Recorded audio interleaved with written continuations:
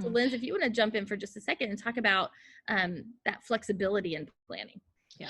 Well, and actually before I talk about that, I just wanted to say, I like your, I like the option, right? And we talked before about how like sometimes a certain thing's going to work for you and then it's going to change. You're going to try something else. But I like your option of kind of the kids have a list. And then when they get through that list, you know, then they have free time or whatever it is. Because like, and you said maybe it's not as productive, but for some kids, depending on personality, that might be actually like an incentive to get things done more quickly. And of course you wouldn't want them rushing through things. So again, it depends on the kid. Yeah,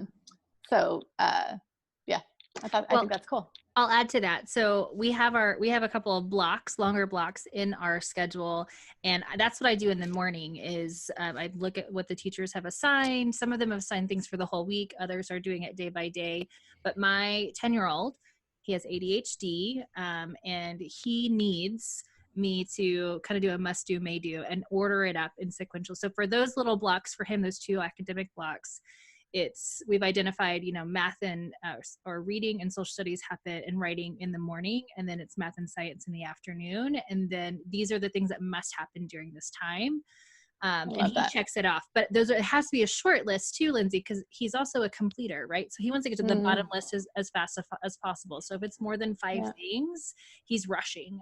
So I've really got to put in a few of those checks, but that is really helpful as well. Yeah. I think that's so important, like, especially right now at this time. And, you know, social media is great for so many things and it's awesome for sharing ideas. And I love that. And there are lots of like, you know, moms that I follow for ideas of activities to do with preschoolers and all of that. But I also think we have to remember we always have been, even if it's like technically a new thing, you've always been your kid's first and most important teacher, and you know your kids best, and you're the best person to work out a schedule for them. And that may be different from another family, and that may be different from other kids in your family, or it may be different from last week or next week or whatever. But we have to remember to not compare ourselves, or, you know, we know our kids best. And I love that you're doing all of that, Cory. Yeah. I don't know how long it'll last, but for right now it's working. And as long as it's working, I'm going to keep doing it. But yeah. And the only other thing about scheduling that I want to mention would be, we do have dedicated meal times, and we stick to those, and we eat together as a family. So in this season, when you find yourselves at home, we actually do breakfast, lunch, and dinner together. We school some during those times, but we talk face to face at the table 3 times a day.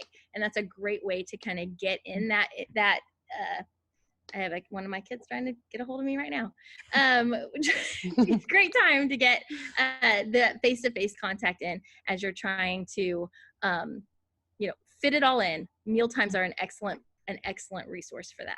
Yeah. And I think that's so important for, especially right now, some of our kiddos are really some of us as adults are really stressing. It's a stressful time right now in the situation that we're in. And so I think that connection and that conversation is going to be so much more powerful right now. Like, it's definitely a necessity. So if you can, make sure that you're kind of breaking with your family and having that, or if it's just you and your spouse, it's a great time to kind of reconnect, have a quick, you know, staycation mini date lunch thing over a hamburger helper or something. I don't know, whatever's left on the shelves at the grocery store, whenever you went. So all right, Jennie, thank you so much. I know you've got a ton of more great tips, and Lindsey, you as well. And so we're going to keep on coming with some of these videos. And if you've got questions, let us know in the comments below the video or reach out to us.